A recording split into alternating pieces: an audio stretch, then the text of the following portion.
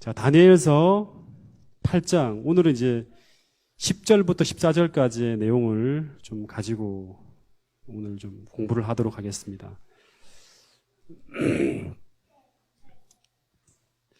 9절부터 볼까요? 9절부터 보면 그 중에 한 뿔에서 또 작은 뿔 하나가 나서 남쪽과 동쪽과 또 영화로운 땅을 향하여 심히 커지더니 그것이 하늘 군대에 미칠 만큼 커져서 그 군대와 별들 중에 몇을 땅에 떨어뜨리고 그것들을 짓밟고 또 스스로 높아져서 군대의 주제를 대적하며 그에게 매일 드리는 제사를 없애버렸고 그의 성소를 헐었으며 그의 악으로 말미암아 백성이 매일 드리는 제사가 넘긴 바 되었고 그것이 또 진리를 땅에 던지며 자의로 행하여 형통하였더라.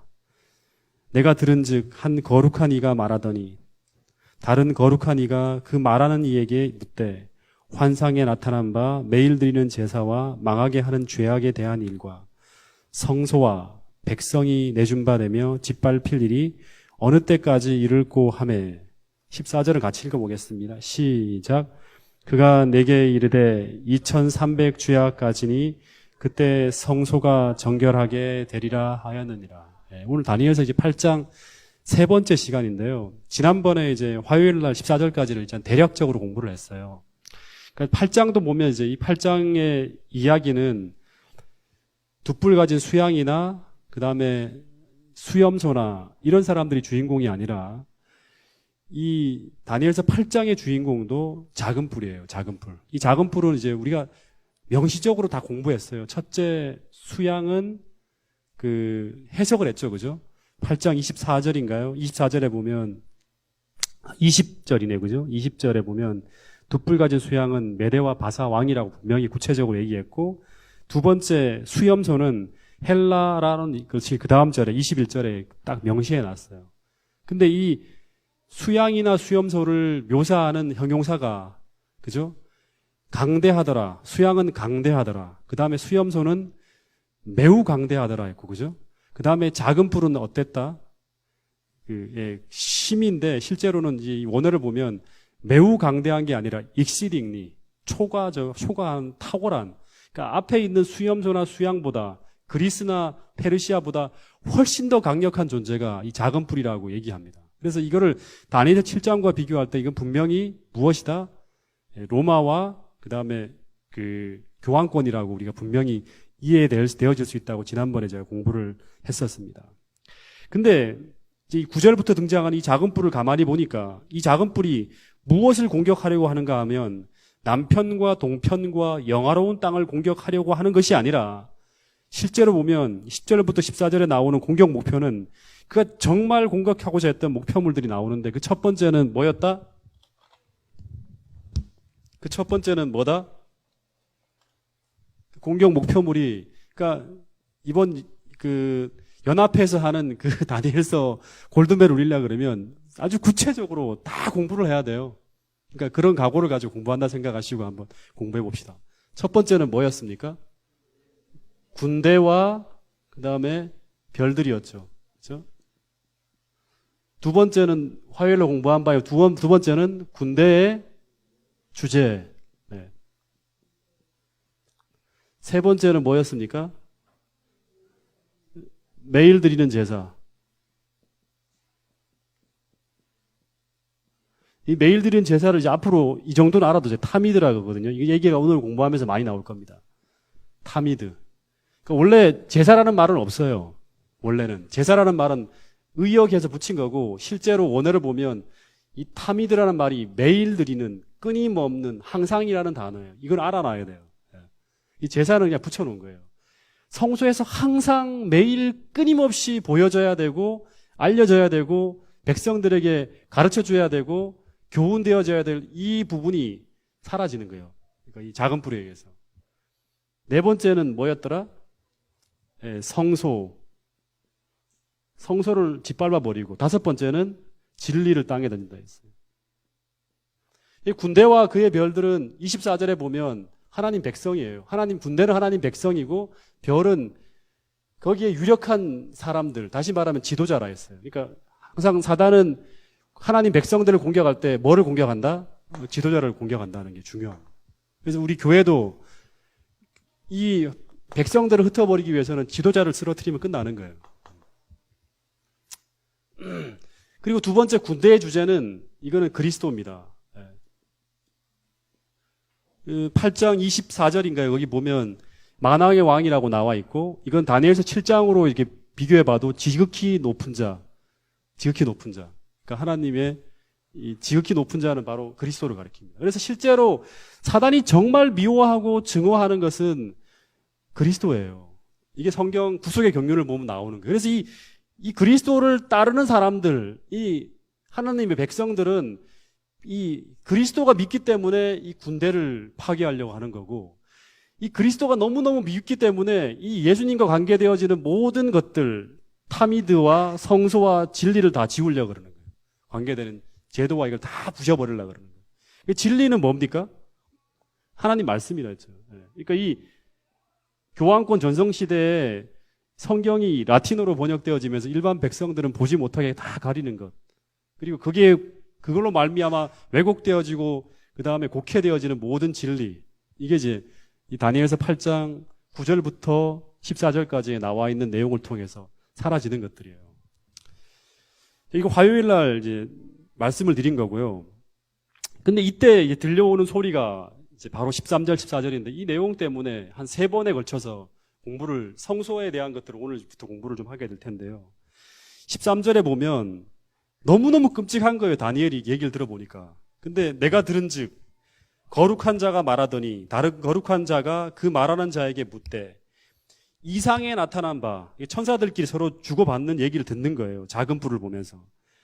매일 드리는 제사와 망하게 하는 죄악에 대한 일과 성소와 백성이 내어준 바 되며 짓밟힐 일이 어느 때까지 이를고 하매 하고 물었어요. 그러니까 이 일이 언제까지 계속될 겁니까? 라고 물었더니 14절 그가 내게 이르되 2300주야까지니 그때 성소가 정결하게 함을 입으리라.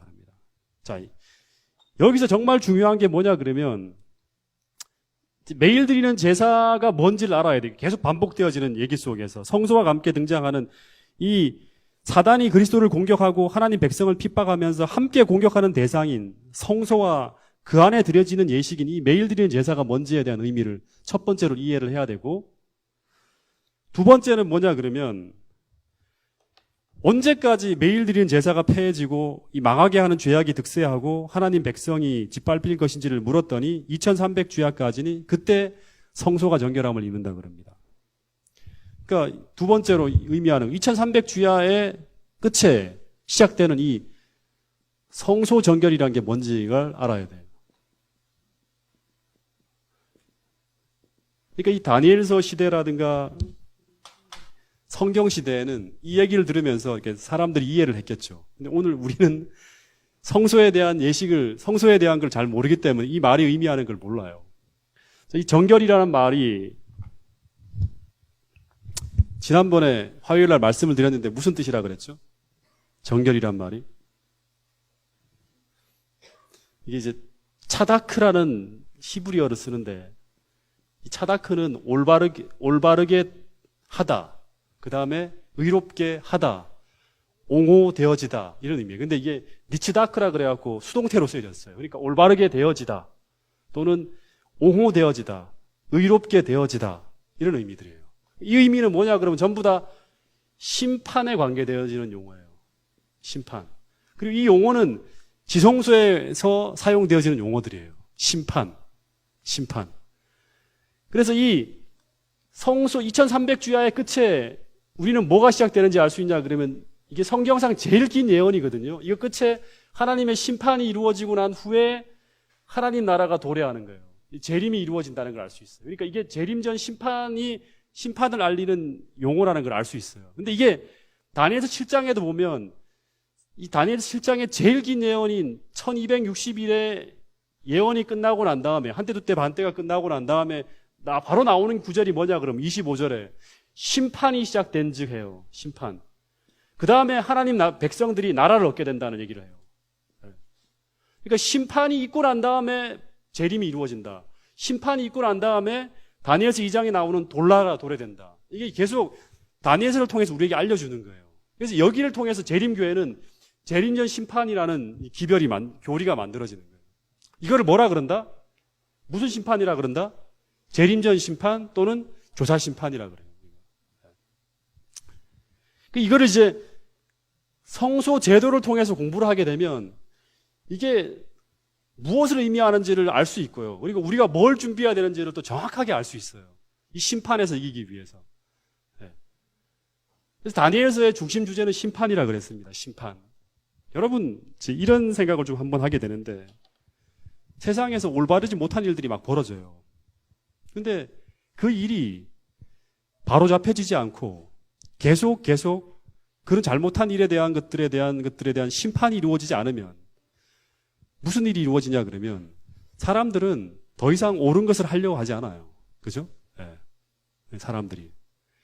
근데 마찬가지예요. 하나님께서 이 새로운 나라, 하나님 나라를 세우기 위해서는 반드시 이 모든 어떤 악에 대한 것들에 대한 분명한 심판이 있고 난 다음에 하나님 백성들이 구원되어지고 악이 이렇게 이제 증치되어지는 이런 일들이 벌어지는 거예요. 있고 난 다음에 재림이 오는 거예요. 이 심판은 되게 중요한 거예요. 자, 그래서 이제 오늘부터 이제 성소에 대한 것들을 한 2번 정도 공부하게 될 것 같아요. 오늘은 한번 기물들과 이런 것들을 한번 성소에 대해서 전혀 모르는 분들이 있기 때문에 이걸 제가 출애굽기 공부할 때는 한번 했어요. 근데 이제 오늘 1차적인 부분을 성소에 대한 구조와 이런 것들을 한번 공부하고 다음번에는 이걸 다 공부하고 난 다음에 뭘 하냐 그러면 매일 드리는 제사와 매년 드리는 제사. 그 성소에는 매일 드리는 제사가 있고 매해마다 드리는 제사가 있어요. 이걸 성소봉사와 지성소봉사라 그러거든요. 그 얘기를 하면서 이제 다니엘서 8장 14절에 나와 있는 이 성소 정결이 뭘 의미하는지를 이제 공부하게 될 겁니다. 그 성소에 대한 이야기는 창세기부터 시작해야 되지만 일단은 성막 성소가 시작되어지는 출애굽기 25장부터 한번 좀 보도록 하겠습니다. 25장 8절을 한번 펴보세요.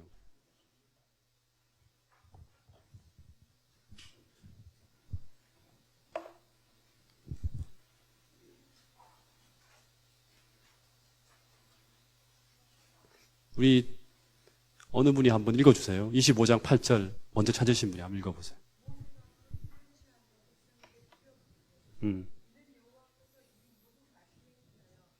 25장 8절이 그런가요? 8절. 네.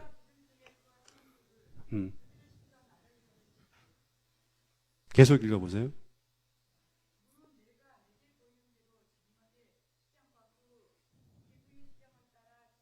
네, 여기 보면 이제 출애굽기 25장은 시내산에서 벌어진 일이에요. 시내산에서 이제 예수님께 모세가 시내산에 올라가고 돌판에 쓴 2개의 십계명을 받고 그 다음에 뭐를 받냐 그러면 성소에 대한 어떤 그런 모든 어떻게 지어야 될지에 대한 계시를 받고 그 다음에 제사법을 받아요. 그리고 내려옵니다.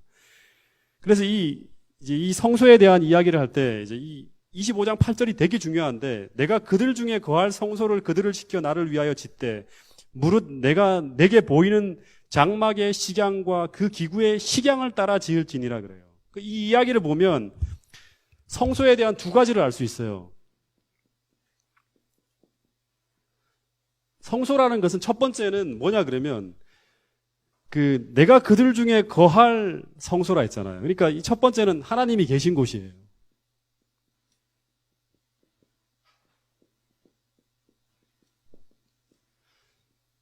성소는 하나님이 계신 곳이에요. 그러니까 이스라엘 백성들이 하나님이 안 보이잖아요. 그러니까 내가 그들 중에 계속 거한다고 말로 해도 안 돼. 그러니까 하나님이 계시는 집을 직접 이렇게 이제 지어서 눈에 보이게 해주는 거예요. 네, 가시적으로. 그래서 이 하나님이 계신 곳에는 뭐가 있어요? 하나님의 보좌가 있어요. 하나님의 통치가 이루어지는. 하나님 보좌가 지성소에 있잖아요. 시은자라 그래요. 그래서 하나님을 만나기 위해서 이스라엘 백성들은 이 하나님이 계신 곳, 하나님의 보좌가 있는 곳, 반드시 어디로 나와야 돼요? 이 성소로 나와야 돼요. 그래서 성소가 이스라엘 백성들이 이렇게 진 사면 가운데 가장 가운데에 성소가 있는 거예요. 하나님이 계신 궁전. 또한 2번째는 뭐냐 그러면 요 25장 8절을 통해서 우리가 알 수 있는 것은 하나님은 모세에게 하늘에 있는 것에 뭐를 따라? 식양을 따라, 모양을 따라서 성소를 지으라고 했다는 거예요. 그러면 원형은 어디 있다? 이거는 땅에 있는 성소는 뭐예요? 하나의 어떤 그런 모형이에요, 모형. 원형은 어디 있다? 원형이 따로 있다는 거죠, 그죠? 이 원형, 실제로 요거는 하늘에 있는 것들의 모형을 따라 이렇게 지으라 했고, 실제 원형은 어디 있다? 하늘에 있는 거예요. 하늘에 실체가 있고, 땅에 있는 이 성소는 모형이에요, 모형. 모형이라는 거예요. 그래서 이 성소 제도와 이 의식이 출애굽 때부터 시작되어서 자그마치 1500년간 지상성소에서 계속 이어지다가 이 지상성소가 이 모형이 딱 폐하해지고 난 후에 예수님께서 하늘로 올라가셨잖아요. 하늘로 올라가시고 난 후에 어떻게 하냐 그러면 모형이 아닌, 히브리서를 보면 모형이 아닌 하늘에 있는 실제 성소에서 우리를 위해서 계속 봉사하고 계시다는 것이 히브리서의 이야기고, 그 이야기는 이 재림교회만을 하고 있어요. 히브리서를 일반 교회에서 되게 어렵다 그래요. 그래서 잘 이해를 못 해요. 히브리서를. 이 성소에 대한 것들을 제대로 이해를 못 하기 때문에. 이 이야기를 통해서 우리가 2300주야의 끝에는 2300주야는 1844년이잖아요. 성소가 정결하게 된다는데 무슨 성소가 정결하게 돼? 하늘 성소가 정결하게 되는 거예요. 하늘에 있는 원형이, 실체가. 자, 이 출애굽기 25장에 이제 모세가에게 보여주신 성소를 보면 이런 모습이거든. 보이죠? 이런 모습인데, 이 모형이. 성소를 보면 이제 크게 성소는 세 가지의 구조로 이루어집니다. 첫 번째는 이제 뜰이 있고, 크게 둘러하면 이제 성소, 뜰과 성소로 이렇게 나누어져요. 뜰과 성소. 근데 이제 이 성소는 성소가 있고 또 뭐가 있습니까? 지성소가 있죠. 그죠? 그래서 뜰, 성소, 지성소 이렇게 세 구조로 이루어진다 생각하면 돼요. 뜰, 성소, 지성소. 뜰이 있고 그다음에 성소가 있는데 성소는 성소와 지성소가 있어요. 이렇게 세 부분으로 이루어집니다. 세 부분으로.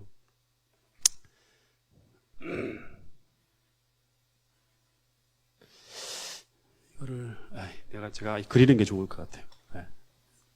필기를 하면서 쓰는 게 더 좋으니까.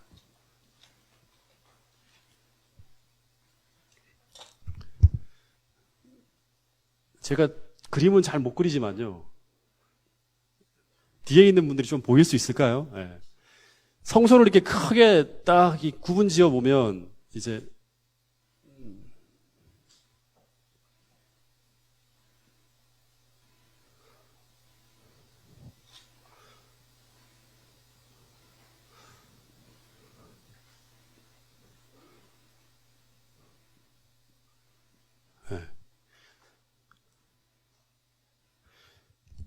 크게 이렇게 보면 이쪽이 뜰이고 이게 성소인데요. 성소의 중심에 지성소가 있고요. 이쪽 부분에. 그리고 이쪽 중심에는 번제단이 있습니다. 이렇게 나눠져요. 뜰, 그다음에 뜰과 성소, 지성소 이 세 부분으로 나눠진다는 거예요. 근데 이제 먼저 뜰에 보면 이쪽이 동편이거든요. 이 동편으로 나 있는 입구가 있고, 그다음에 여기는 번제단이 있고, 여기는 물두멍이 있어요.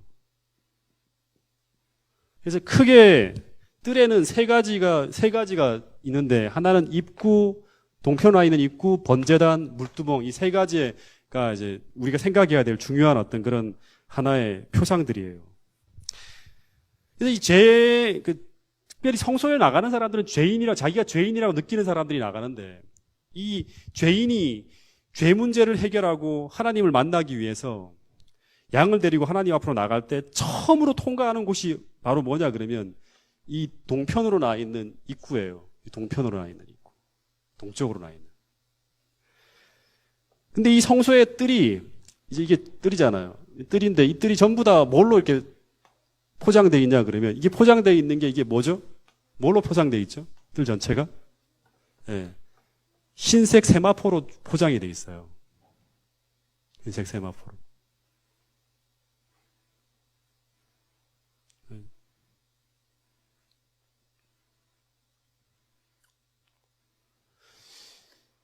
흰색 세마포로 표장되어 있는데, 여러분, 세마포 포장이라 그러면 딱 떠오르는 게 뭡니까?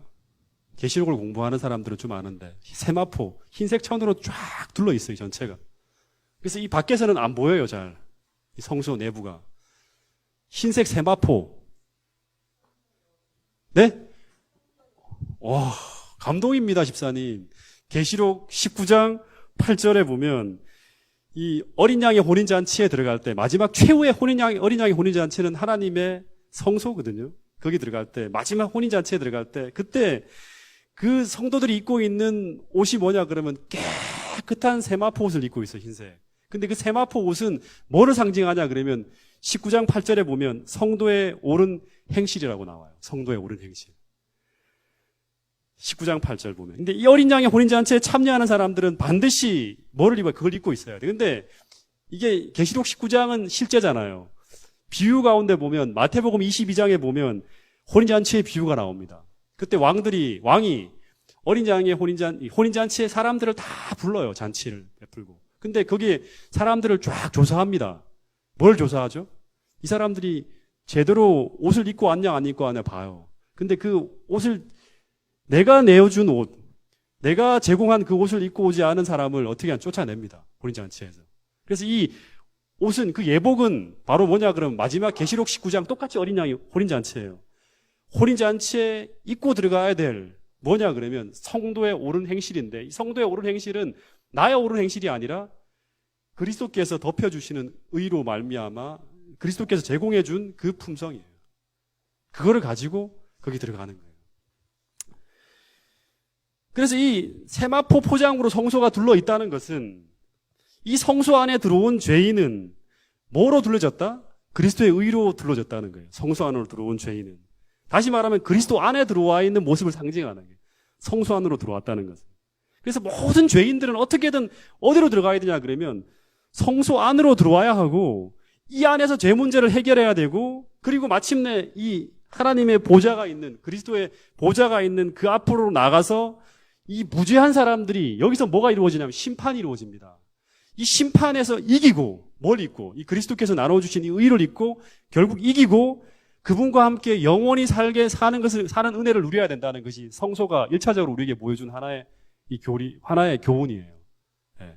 다시 말하면 죄인은 어떻게든 이 성소 안으로 들어와야 돼. 성소 안은 그리스도 안으로 들어오는 거예요. 들어오면 이 안에서 뭐가 해결되어지냐면 죄 문제가 해결되어져요. 네. 죄 문제가 해결되어지고 죄 문제를 해결한 사람들이 어디로 나가냐면 그리스도의 보좌 앞으로 전진하는 거예요. 쭉 나가서 마침내 우리가 이 그냥 죄 문제가 해결됐다는 끝나는 게 아니라 심판에서 완전히 의롭다는 선고를 받아야 돼요. 그 심판이 이루어지는 곳이 바로 뭐냐 그러면 지성소입니다. 거기서 무죄한 사람으로 심판에서 이기고 이기고 난 후에 그리스도와 함께 영원히 사는 은혜를 누려야 된다는 것이 바로 성소를 통해서 우리에게 가르쳐주는 첫 번째 교훈이라는 거예요. 그래서 상한 갈대를 꺾지 아니하시고 꺼져가는 심지를 끄지 아니하시기를 이 죄인을 심판하여 이길 때까지 하리라는 것이 바로 이 성소를 통해서 우리에게 주는 교훈입니다. 근데 이 성소 안으로 들어가기 위해서 출입구를 찾아야 되는데 성소 안으로 들어오는 출입구는 여기도 있고 여기도 있고 여기도 있고 여기도 있는 게 아니라 오직 한 방향이에요. 어디냐 그러면 동쪽으로 나 있는 출입구예요. 근데 창세기 3장 24절 한번 보세요. 창세기 3장 24절.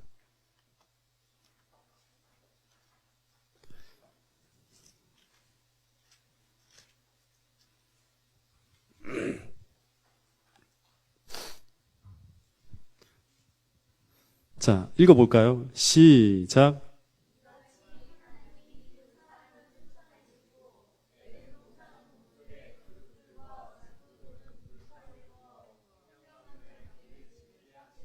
예, 여기 24절에 보면 이같이 하나님이 그 사람을 쫓아내시고 에덴 동산 어느 쪽? 동쪽이란 말이 나오죠.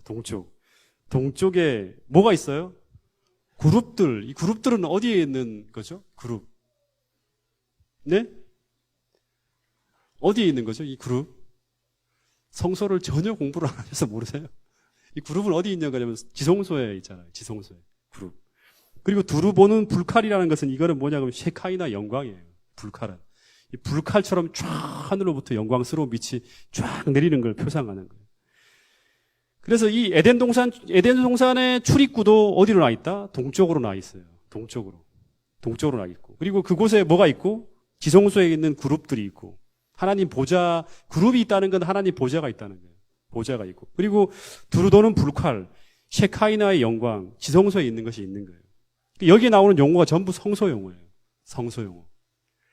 그러니까 이거는 뭘 상징하냐? 그럼 범죄로 인해서 이 닫혀진 에덴 동산의 생명나무로 접근하는 이 길이 실제로는 생명나무로 나간다는 건 그리스도께로 나가는 거예요. 생명나무이신 그리스도께로 나가는 길이고, 그리고 실제로 이 에덴 동산 입구가 이 표현을 본다 그러면 닫혀진 것이 아니라 창세기 3장에 어린 양의 희생을 통해서 가죽옷이 입혀지잖아요. 그죠? 어린 양의 희생을 통해서 다시금 열렸음을 보증하고 있는 표현이 바로 이 표현입니다. 그래서 이 두루 도는 불칼이 있는 에덴 동산의 문은 성소의 문을 상징하는 거예요. 똑같이. 그래서 아담과 하와가 일로 나와서 에덴 동산의 동편에 나와 있는 그 출입구로 나와서 예배를 드렸다는 그런 이제 기록이 있습니다. 여기 보면 하나님의 영광이 그룹 천사들이 경비하는 낙원의 문에 나타났다. 하나님의 영광이 그룹 사이에 나타났으며 후에는 이것을 쉐키나라고 불렀으며 이 불칼을 쉐카이나라고 불렀으며 이스라엘 예배의 중심인 지성소 안에 거하였다. 이 불칼이. 아담과 그의 아들들은 이곳으로 하나님을 예배하기 위하여 나왔다라고 합니다. 그러니까 이게 똑같은 창세기 3장에 나와 있는 그 모든 것들이 원시 성소를 얘기하는 거예요. 이게 똑같이 입구가 있고 그 입구는 성소와 똑같이 동쪽으로 나와 있는 거예요. 이거는 생명으로 나가는 길이에요.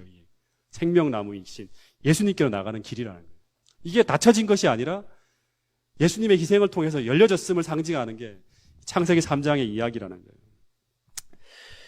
어쨌든 이 성소의 문을 열고 이 죄인이 들어가면 그 뜰 앞에서 처음으로 보는 게 뭐냐 그러면 이 번제단을 보게 됩니다. 번제단. 그 죄인이 이제 그 양을 뜰에서 잡아요. 이렇게 잡고 그 피를 받아서 일부는 번제단 아래에 쭉 뿌리고 그리고 양의 몸을 이렇게 각을 다 떠서 이 번제단 위에 딱 올려놓고 이제 번제단은 양을 전체를 태우는 거예요. 전부 태우는 곳이 바로 이 번제단이에요.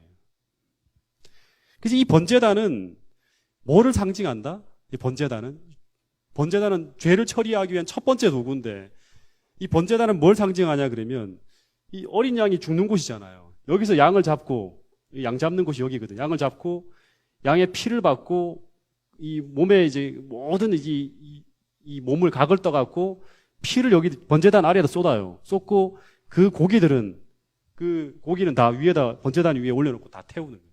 전부 다 소각을 시켜버리는 거예요.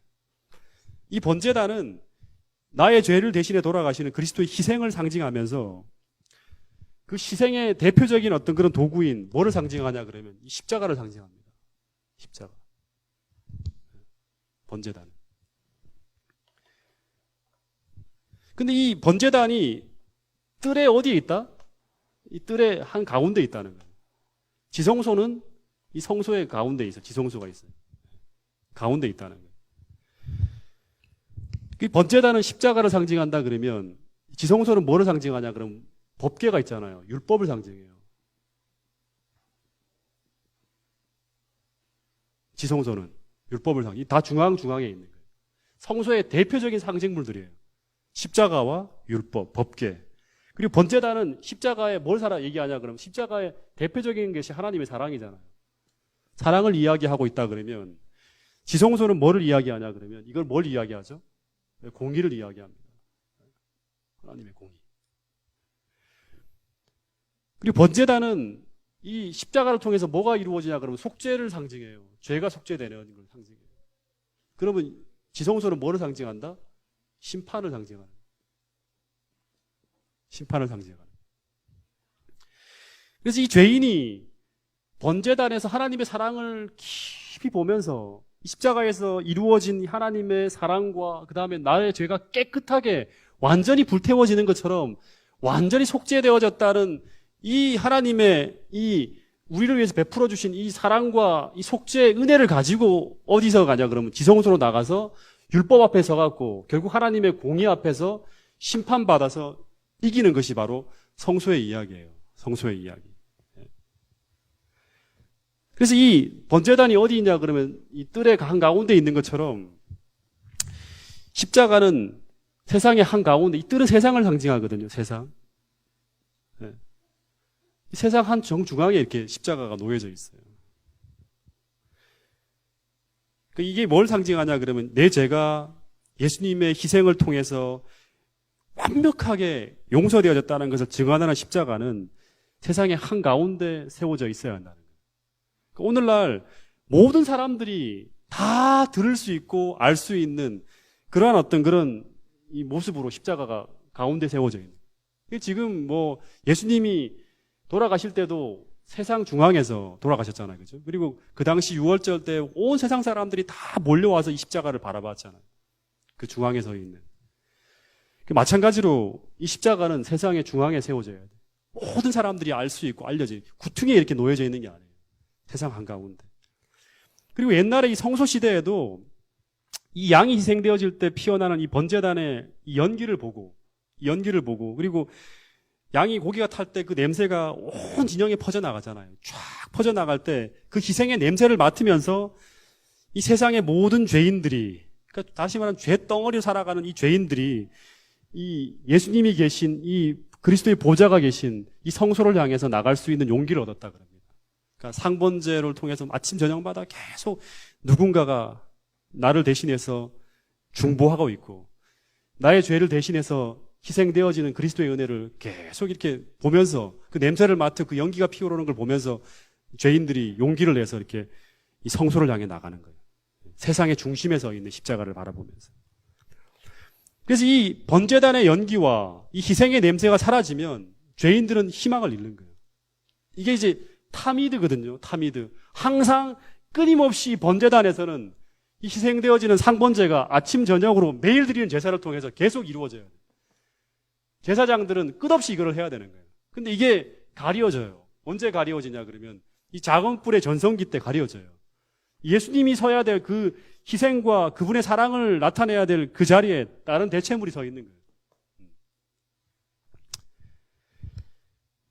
그래서 이 세상에서 하나님께 나갈 그 길 잃은 사람들이 그리스도를 발견할 수 있는 유일한 방법이 바로 뭐냐 그러면 이 번제단에서 희생의 연기와 이 냄새가 계속 진영 가운데서 계속 퍼져나가요.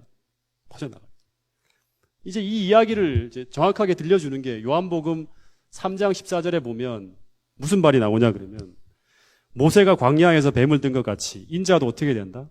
들려야 하리니. 높이 들려야 하는데 이는 저를 믿는 자마다 영생을 얻게 하려 하심이라.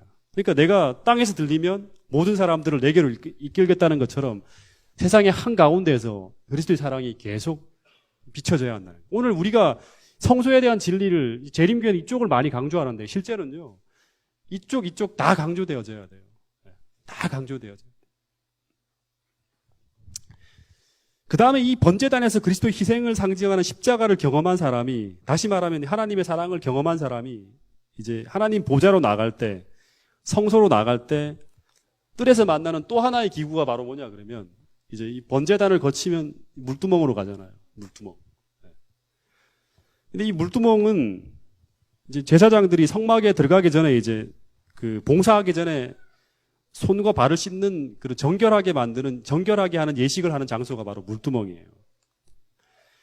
근데 이 물두멍은 뭘 상징하냐 그러면 십자가를 통과한 사람이 믿음으로 그리스도를 개인의 구주로 영접한 사람이 경험하게 되는 두 번째 과정인 이 중생의 씻음, 다시 말하면 거듭남, 침례를 상징하는 거예요. 그래서 이 뜰에서 경험하는 것이 바로 이 출입구로 내가 죄인이라고 생각하는 사람만이 들어가는 거예요. 죄인이라고 생각하는 사람이 들어가서 십자가에 나를 대신해서 죄를 용서하시는 그리스도의 십자가의 사랑을 깨닫고 이 물두멍이라는 것은 뭘 가르칠까요? 중생의 씻음 거듭남이니까 침례, 예식을 경험하면서 비로소 경험하게 되는 칭의예요. 칭의. 다시 말하면 여전히 나는 죄인이에요. 죄인인데 단지 내가 죄인에서 의인으로 가는 이 칭의, 아주 순간적이고 아주 이 경험을 한 사람에게 바로 주어지는 칭의를 경험할 수 있는 유일한 거는 번제단과 물두멍의 예식을 통과했다는 그 자체만이에요. 그 칭의, 의롭다는 칭의 선언을 경험하는 게 이 물두멍과 번제단과 물두멍을 뜰에서 경험하는 과정이에요.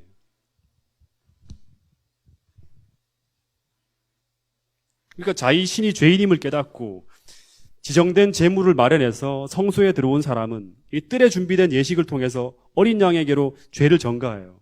그러니까 내가 참 죄인이지만 이제 내가 무슨 죄를 지었다는 것을 이 어린 양의 머리에 딱 손을 얹고 죄를 다 고백하면 이 내가 지은 이 모든 죄가 양에게로 전가되어지고, 이 전가되어진 어린 양은 죄인이잖아요. 죄덩이잖아요. 그러니까 죄의 삭스 사망이기 때문에 어린 양이 대신해서 죽게 하고 잡잖아요. 그죠? 죽게 하고 그 어린 양의 죽음을 상징하는 피를 가지고 이 피를 의지해서, 칭의를 경험한 사람은 피를 의지해서 어디로 가냐 그러면 피를 가지고 들어갑니다. 성소 안으로 들어가는 거예요. 성소 안으로, 하나님이 계신 곳으로. 근데 이 성소 안에 탁 들어가게 되면, 휘장을 탁 열면 성소 안에서 가장 먼저 보여지는 게 없네요. 이걸 봐야겠네요. 성소 안에서 제일 먼저 이렇게 보게 되는 게 바로 뭐냐 그러면, 제일 빛나는 게 뭘까요? 네? 이 물두멍에 경험을 하고 이 피를 가지고 딱 성소 안으로 들어가게 되면 제일 먼저 보여지는 게 뭐냐 그러면, 제일 빛나는 이 남쪽에 있는 촛대입니다. 촛대. 예, 촛대. 순금으로 만든 등대라 그러는데, 이 등대 위에 놓여진 7개의 잔이 이제 막 그 안으로 흘러 들어오는 감람나무 기름을 쫙 태우면서 이제 불을 쫙 밝히고 있어요.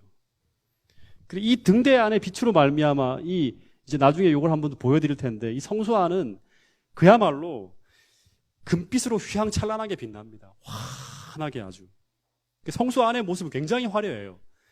그러니까 겉은 해달의 가죽으로 덮여 있어갖고 굉장히 초라하지만, 겉은 성소 안은 금으로 수놓은 이 비단으로 장식되어진 굉장히 화려한 어떤 그런 것을 취장이 되죠. 전체 다 이 안쪽에 있는 게 다 금으로 수놓은 어떤 그런 화려한 어떤 그런 이런 천으로 다 디자인되어 있어요. 천사들의 모습으로. 이 성소 안이 화려한 이유가 뭘까요? 겉은 해달의 가죽으로 초라하지만 성소 안이 화려한 이유가 뭘까요? 성소는 누구를 표상한다?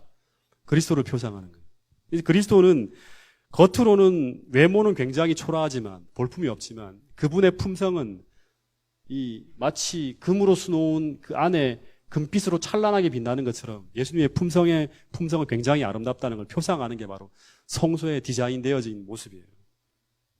그리고 이 촛대로 말미암아 쫙 비춰지는 반대편에가 12덩이의 떡상이 있고, 그리고 맞은편에는 금향단이라 그래갖고 분향단이라 그러죠. 그죠? 이 성소의 연기가, 성소에서 향이 계속 피어 올라가요. 그래갖고 성소 안은 제가 한번 상상해 보면 이 전체가 아주 금빛으로 화려하게 막 빛나고 있고, 그리고 성소 안은 완전히 그 진한 향내로 아주 진동하는 곳이 바로 성소 안이에요. 계속 끊임없이 분향단에서 향이 피어 올라오기 때문에 향 냄새가 아주 진동을 합니다. 그래서 이 성소 안에 있는 세 가지 기구, 촛대, 떡상, 향단, 이것이 성소 안에 이 세 가지 기구가 상징하는 의미들을 우리가 이해를 해야 되는데, 이 등대의 불은 절대 꺼지면 안 돼요. 왜냐 그러면 성소 안은 창이 하나도 없어요. 창이 하나도 없기 때문에 외부로부터 빛이 전혀 들어오지 않아요. 오직 성소 안을 조명하는 빛은 이 촛대, 7 촛대에서 비치는 이 빛만을 가지고 성소 안은 조명이 되어져요. 그래서 이 빛이 꺼지면 성소 안은 말 그대로 암흑천지가 되는 거예요. 그래서 이 하나님 보좌 앞으로 나가는 사람은 오직 이 빛을 의지해서 하나님 보좌 앞으로 나가는 길을 발견하는 거예요. 마치 이스라엘 백성들이 이제 출애굽 당시에 광야에서 이 빛이 꺼지면 죽습니다. 뭐예요? 구름 기둥과 불 기둥이 계속 인도하는 걸 보고 가잖아요. 이게 사라지면 광야에서 죽는 거예요. 똑같아요.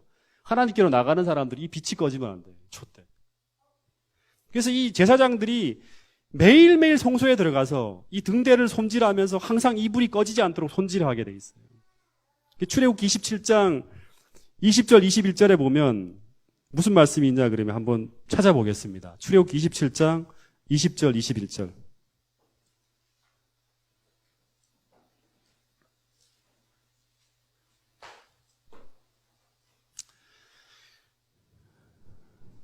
자, 한번 읽어볼까요? 시작.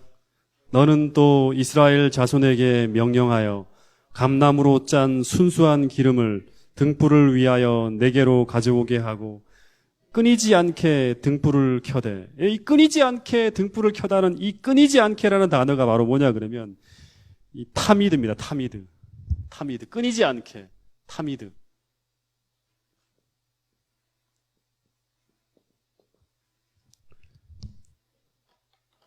매일 끊이지 않게.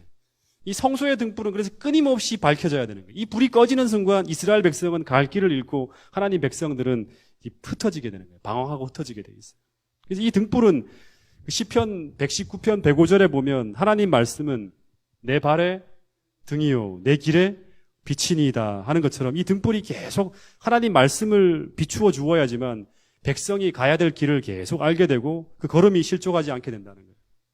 그래서 이 성령의 조명과 이 역사가 사라지지 않도록 제사장이 성소 안에 들어가서 매일 항상 끊임없이 타미드하게 등잔을 손질해야 된다는 거예요. 그러니까 마찬가지로 우리도 마찬가지죠. 이건 하나의 표상이거든요. 제사장들만 그렇게 하는 게 아니라 우리가 날마다 이 칭의를 경험하고 성화를 경험한다는 것은 뭐냐? 거룩게 되어진다는 말뿐 아니라 이 법궤 앞으로 하나님 계신 이 보좌 앞으로 계속 나가는 과정을 말하는 거예요. 성화가요. 그러니까 이 성화가 그냥 성화가 아니라 하나님 보좌 앞으로 나가는 거예요. 이 길을 추구하고 나가는 사람들은 끊임없이 촛대를 통해서 계속 빛이 비치는 것처럼 우리 마음에 비추어지는 이 성령의 조명이 꺼지지 않도록 계속 영혼의 등잔인 이 우리의 어떤 영혼의 등잔을 손질해야 된다는 것을 이 표상을 통해서 우리에게 가르쳐주고 있는 거예요.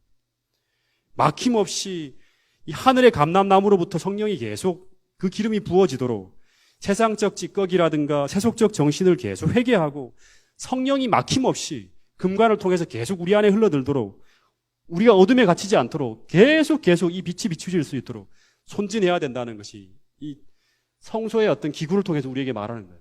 타미드한 봉사를 제사장들이 했던 것처럼 타미드한 어떤 봉사를 계속 우리 영혼에게 우리 스스로가 해야 된다는 걸 표상하는 것이 바로 이 금등대가 우리에게 가르쳐주는 하나의 기별입니다. 하나만 좀 더 보면 지금 시간이 참 이렇게 빨리 갈 줄은 몰라요. 지금 아쉬워 죽겠네 이거 진짜. 이 중간에 끝나면 안 되는데 떡상이 나오는데요. 이제 촛대를 통해서 비추어지는 거예요. 떡상. 이제 이 7 촛대의 조명을 통해서 하늘 가는 이 죄인은 이 12덩이의 떡상이 자기들 앞에 또 놓여 있는 걸 봐요. 이 떡상은 뭘 가리키냐 그러면 이 촛대는 빛이라 그러면요. 떡상은 뭘 가리키냐? 힘이에요, 힘. 촛대는 빛이고 떡은 힘이에요, 힘. 그러니까 갈 길을 비추는 성령의 비추임의 빛이라 그러면 이 떡은 이 가는 사람이 계속 먹어야 될 힘을 내게 만들어주는 거예요. 그러니까 떡은 이 광야길을 여행하는 이스라엘 백성들이 반드시 먹어야지만 가나안을 향해서 생존하며 힘을 내면서 계속 행진을 계속 할 수 있는 거예요. 이 떡을 먹지 못하면 이 만나를 못 먹으면 죽잖아요. 결국에 힘을 잃고. 그래서 이 떡은 하늘 가는 여행객의 필수적인 거예요. 그걸 이제 필수 식량이 바로 뭐냐 그러면 이걸 뭘 가리키냐 그러면 말씀만으라고 얘기하기는 좀 그런데 일단은 우리가 대체적으로 말씀이라고 얘기합니다. 말씀. 그래서 이 똑같아요. 제사장은 이 진설병이 떡상이 하나님 백성을 위해서 진설되어지는 이 떡상이 계속 항상 떨어지지 않게 진설해야 된다고 이야기하고 있어요. 이 이야기가 그 레위기 24장 8절은 찾아보지 않겠습니다. 적어 놓으세요. 레위기 24장 8절에 보면 안식일마다 이 떡을 여호와 앞에 항상 진설할지니예요. 항상. 이 항상이라는 말이 또 뭐냐 그러면 타미드. 끊임없이 항상 매일 진설할지니 이는 이스라엘 자손을 위한 것이요 영원한 언약이니라. 이 안식일마다 교체되어지는데 이거는 항상 끊임없이 그러니까 이게 사라지느냐 아니면 상했냐를 계속 관리해야 돼요. 살펴봐야 되는 거예요.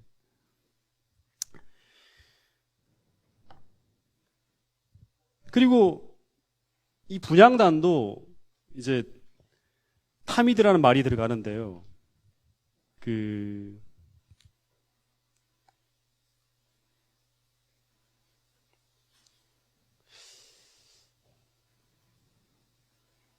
출애굽기 30장 7절 8절 말씀 잠깐 보겠습니다.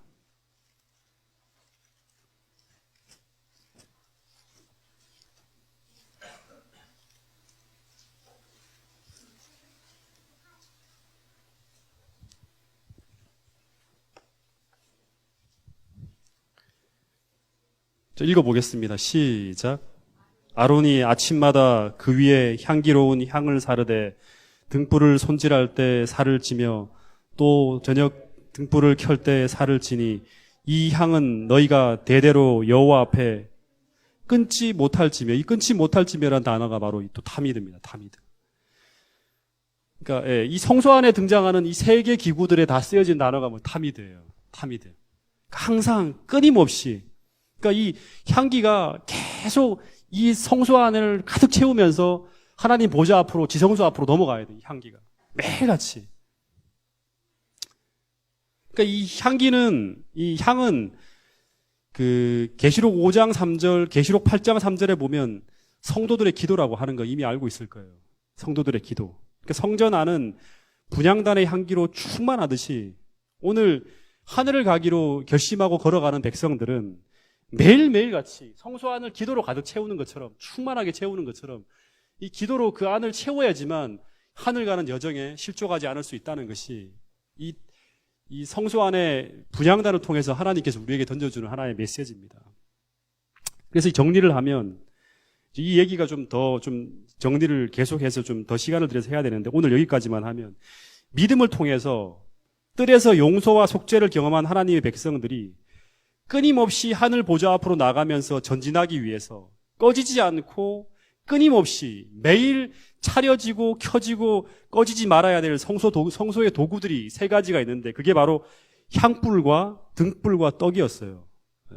등과 향과 떡이었어요. 이 세 가지는 칭의를 경험한 그리스도인들이 성화의 과정을 위해서, 다시 말하면 계속 믿음의 전지를 하면서 하늘 가나안까지 하기 위해서 끊임없이 항상 그들의 삶에 비추어져야 될 성령의 조명과 말씀의 떡을 먹는 경험과 끊임없이 드려져야 될 기도의 경험을 얘기하고 있는 거예요. 그래서 이 성소 봉사할 때 제사장들의 직무 가운데서 이 세 가지의 기구를 위한 봉사 중 단 한 가지라도 매일 끊임없이 반복하지 못하면 이스라엘 백성들의 전진이 불가능한 거예요. 그래서 타미드한 요구, 타미드, 계속 하라는 거예요. 그러니까 오늘 내 신앙에서 뭔가 좀 문제가 있고 내 마음에 뭔가 공허함이 있고 내가 뭔가 모르게 죄를 이기지 못하고 방황하는 것 같고 한다 그러면 분명히 세 가지 중에 이 타미드한 봉사 중에 하나가 뭔가 내 삶에 문제가 있는 거예요. 말씀을 먹는 이 경험이 아침 저녁마다 계속 반복되어지지 않고 있다든가, 아니면 기도하는 것이 삶이 무너져 있다든가, 아니면 또 하나는 그걸 통해서 우리에게 비추어져야 할 성령의 음성을 계속 성령의 조명이 내게 비치지 않고 있다든가, 이 문제 중에 하나예요. 왜냐 그러면 이건 진리 가운데서 우리 말씀해 주시는 세 가지 분명한 약속이기 때문에 하나님은 차려놨고 계속 비추고 계시고 계속 그 향기가 우리에게 올라올 수 있도록 그리스도의 중보를 통해서 계속 우리에게 그 길을 다 열어놨어요. 근데 이것을 우리가 활용하지 못하고 우리가 사용하지 못한다 그러면 우리 영혼은 분명히 병들어 간다는 것이 이 성소의 기구들을 통해서 우리에게 얘기하고 있는 하나의 말씀입니다. 이 타미드란 용어가 두 가지가 더 있는데 이 얘기는 다음 주 화요일 날 또 성소 공부를 하면서 말씀을 드리도록 하겠습니다. 말씀을 줄이도록 하겠습니다.